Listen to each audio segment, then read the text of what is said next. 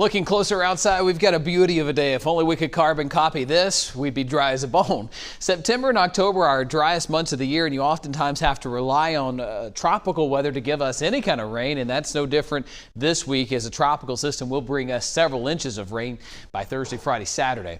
81 degrees in Greenville and Spartanburg. I've got a brand new model that's going to help us time this out. Let me show you how that is, because I know you've got plans to account for, football games to schedule or reschedule. You've got plans outdoors. Many of you got parties on Saturday. Well, tomorrow morning we have no issues. Waking up to around 60 with partly cloudy skies. Tomorrow's a transition day. You'll notice clouds increasing across the area, but I'm not expecting rain. Tomorrow's a dry day. As we look toward Asheville and Hendersonville, we've got temperatures in the mid to upper 70s with partly to mostly cloudy skies. No rain again tomorrow in the mountains. 77 in Asheville, 81 in Greenville, a touch cooler than today because of the extra cloud cover. Tracking the tropics, we've got Francine that has remained really unaltered over the past 24 hours. Winds have remained steady at 65 miles per hour because it's been sitting close to land. That's allowed dry air to kind of infiltrate that center of circulation. But now that it's removed from that land ever so slightly, we're getting that center circulation to be surrounded by all water. That's going to fuel this system and allow it to strengthen to a Cat 1 hurricane.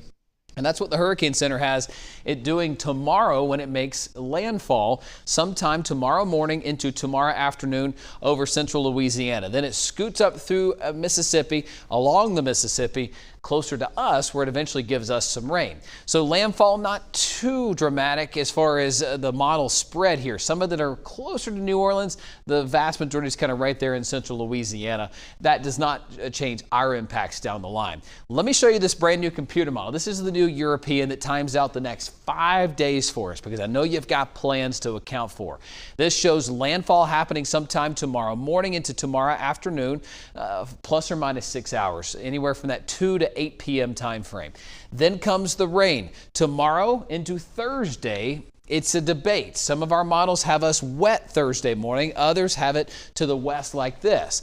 For those games that have moved to Thursday evening, there's a chance we'll get some rain at game time. I've paused it here at 8 o'clock, but notice the vast majority of the rain is still back to the west. Other models do have rain starting to move in at this time, so we're going to have to watch this closely.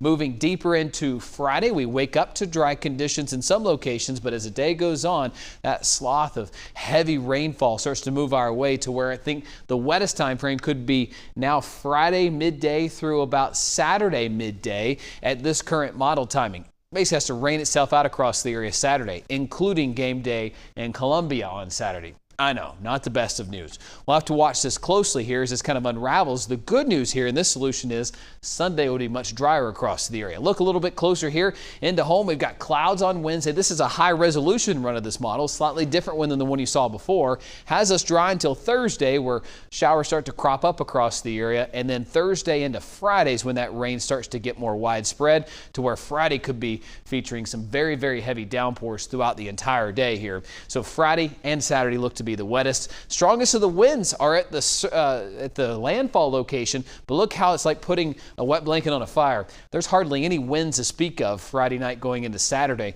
just rain lingering with this system. Rainfall totals along the center of circulation right there, you got plus or minus 5 to 10 inches. Closer to home, though, we've got 2 to 4 inches on average across the area with this system between Thursday night, Friday, and Saturday's time frame, with the heaviest amounts being closer to the west, with some of those heavier bands getting in. 2 additional waves need to be watched deeper into the Atlantic. They do not pose threats to the United States. They'll kind of meander to the west and fizzle out. This one looks to actually form into a big system, but it looks to stay in the middle of the Atlantic. It's way back toward the coast of Africa right there. We'll be watching all of those in the coming days. So the 4-day looks like this. Live Super Doppler 4 impact days Thursday, Friday, Saturday with scattered heavy rain at times each of those days. Friday looks to be the heaviest as we stand right now. As we go towards Sunday, much improved forecast here with more sunshine and 70s.